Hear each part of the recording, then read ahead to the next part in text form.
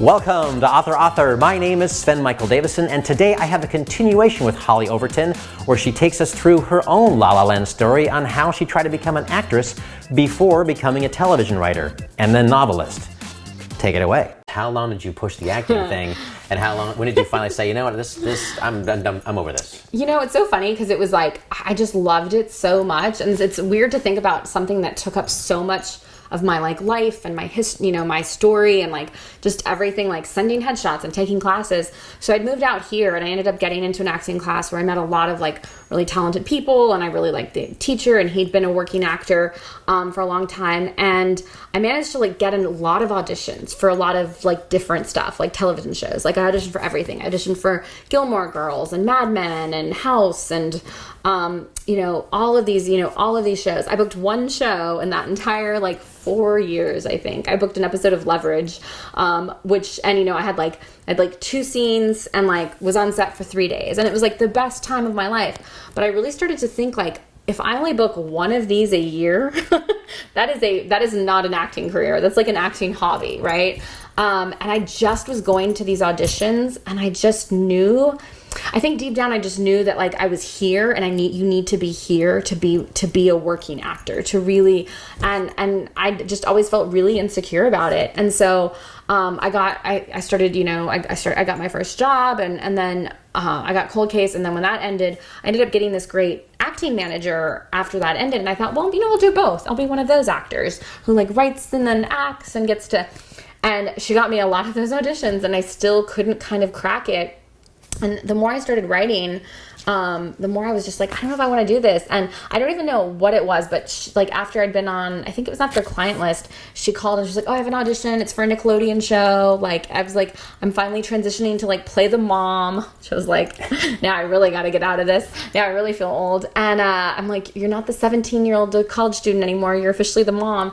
And I just went to this audition, and I ran into a friend there, and the casting director was super sweet and was we saw 150 kids for this one role, and I was just I don't want to do this. It was lightning. I was I don't want to have to stress about what I'm wearing. I don't want to have to learn my line. None of it was fun anymore. And I think a lot of it is having been on set with people and really good actors who just have it. And it just feels easy and effortless, and I can tell they're not up all night how to say 4 lines, and that's how I was. So it was very freeing when I realized and people now are well, you can write your own stuff, and I'm but I don't want to. I don't want to do it. I want someone who's really good to say my words and make it come to life, because I've seen you can give someone who's a good actor a scene, and you're this is just an okay scene, and you watch it and you're they made this really good. And that's more exciting than me trying to me ruining somebody's words, So you just mentioned the it factor, and I'm wondering, from your personal experience and what you've seen, can you list the it factor? Can you tell me what components you need to... I think some people will say oh, it's just looks, right? Because someone will, but I've worked with actors who you'd be oh, you pass her on the street and you never notice, and then the minute she gets on camera or he gets on camera, it's magic. They just, because I do think there is something, yes, people can learn to be a better actor, just they can learn to be a better writer, but I think there is that inherent just naturalness about it that just comes out, where it just feels effortless. And I think that quality is it's impossible to define. I think people will say well, you just didn't, especially with my acting career, you just didn't give it enough time. And I was no, I did. And I think you get into enough rooms and you meet enough casting directors and you go on enough auditions, and then you get to, as a TV writer, when you get to sit in on auditions, and you're oh, and you're there's someone who'll walk in the room, and the minute they open, they don't even have to say anything. You're well, that person's going to get the role. It's the confidence. And then there's the people that walk into the room and you're oh God, they're going to spend the next 20 years doing this, and they just might not have it. Yeah. And the thing is that like anybody could have told me, like I had a friend, like we're not friends anymore, but I had this friend in New York tell me like it's really hard, like and there's girls that are a lot prettier than you, like, which is why we're not friends anymore. But in LA, maybe you should just do something else. Like how about writing? And I was like, she was right. But I had to figure that out for myself. And I think like nobody should ever listen to someone say you don't have it, because they might not know. But for me, it became very clear. So what was the feedback you were getting when you're going auditioning? Because I don't know if you don't get feedback. Okay, I didn't. The manager that I had would be like, they said you were great. Like they said you like. And I think too, when you're, especially in television, when you're going in, it's different with writing, right? You'll get the feedback and they'll be like, but even then they'll say like, they just didn't respond to your material, right? Which is a very vague way of they just didn't like it.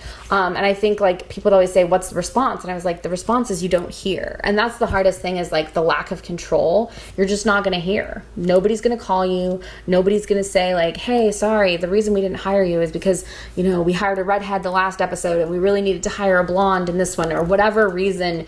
Because there's a lot of reasons too why you just don't get, like, sometimes they cut the part, right? Like you audition and then the part gets cut because the script was too long and that scene didn't matter.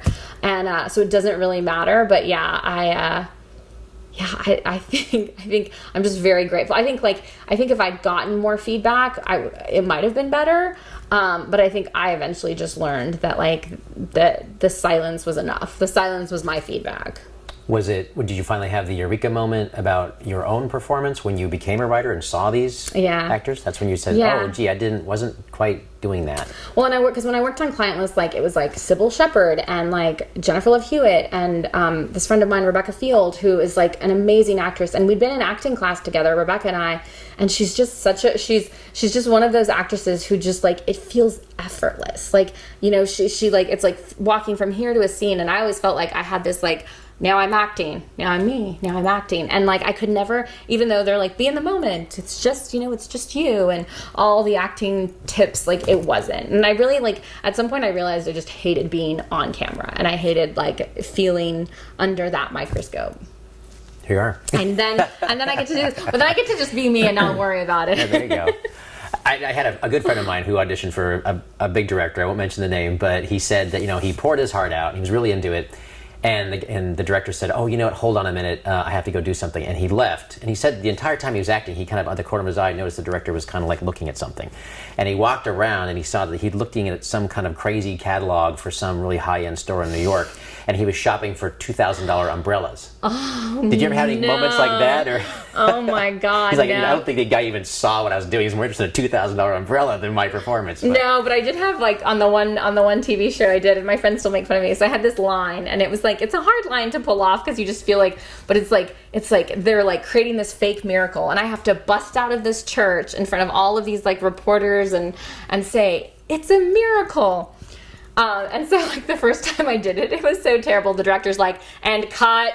He comes over and he's like, so we're going to try that. And I was like, I know. Yes, I will do it better on the second take, which I did. But, it's definitely not a great moment where you're like, and I just really stink on that first take in front of all of these extras and the crew. But luckily I never had like them. I mean, like sometimes they just seem bored and sometimes they're rude. And I auditioned for like this really big TV show. And I was so excited to audition for it. I was like almost at the end of like wanting to do. I knew that I was like not really because I was writing and I'd been on Cold Case and I like was like I went to like a writing meeting and then I had this audition and every time I'd gone to like acting class they'd been like, ask questions, feel free to like ask the casting directors, they want to help you. And so I go in and I do this audition. I like write, but she's like, do you have any questions? I ask her and she like just gives me like the like rudest stare, like, and she's like, it's this. And like, it was like I'd asked something so stupid. It was like hard for her to even have to like answer me. And so then of course, like I blew the audition, it was 4 lines, but like I was so shaken by it. So that's the hard part because it's like you're trying to, you want it so badly and then you deal with that. So I don't miss that because there is like that very much. I feel like it's much more in acting that like you're beneath us, like you should be lucky to be here.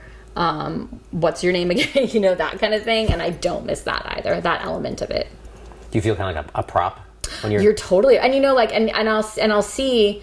And you know, it's hard as a writer. You kind of like, but I always try to like check myself and say like, remember how hard it is. Remember the struggle. But yeah, you really are, because like it's like, you know, if you can't say that line, let's go. Come on, we got it. And especially in television, because it's so fast. So yeah, I mean, I always feel on the other side of it, because I'm like, oh, I know how hard it is to get to where you're at and what it took to get that part, even if it's 2 lines. It took a lot to get that. So, but yeah, I don't. Oh my God, I don't miss that. Where you are treated like movie. You know, I did background work when I moved here, and that's like the most soulless, like terrible thing, you know, because you really are, you know, cattle. Yeah. Talking about extras. Yeah. Doing extra work. That was, yeah, terrible. Not to mention names or anything, but I'm just kind of curious, now that you're seeing these people go on auditions and you're working on these TV shows, have you seen any bit actors thinking, wow, they should watch that person. That person's probably going to go somewhere? Yeah, you know, it's so interesting. Like, actually, my sister and I, we'd gone to see a play. And, you know, you don't see a lot of, like, I mean, you know, indie theater in LA. Like, it's not like, you know, it's not like New York where you're always going to stuff. But a friend of mine was in it, and she's an amazing actress. And I still think that one day she's going to be like, you know, big. Like, I love her work. I support everything, you know. So I was like, we got to go see her show. And there was an actor in it. I mean, she was amazing. She had a smaller role, but there's this actor in it, and everyone, we were like, okay, 1, this guy is gorgeous, but 2, he had the it factor that we were talking about. And we were like, he's so good. And my sister works at the Hallmark Channel, and she's like, I wonder if we could get him in a movie. And they did. They got him in a movie, in a Christmas movie that's coming out this year. So like, and I'm like, and we're still like, we gotta like think about this guy for other stuff, because he's just like one of those guys where you're like, why isn't he a household name yet? Why isn't he a star? So that's exciting too when you see that. And like, and I think the cool thing too about like having, you know, started as an actor is I'm seeing friends of mine who are like booking series regulars or booking movies or get, you know, and it is a 10-year game. It's really, really not. It's not the like 2 years and they came out here. Even the friends of mine who I'm like, they're so beautiful. Why aren't they like? It's the hustle, you know. And it's like, who's gonna stick it out? You know, I had a friend once who moved out here, and she's like, yeah, I think I'm gonna move back to San Diego. Like, it's just nothing's happening. I was like, how long have you been here? And she's like, 2 years.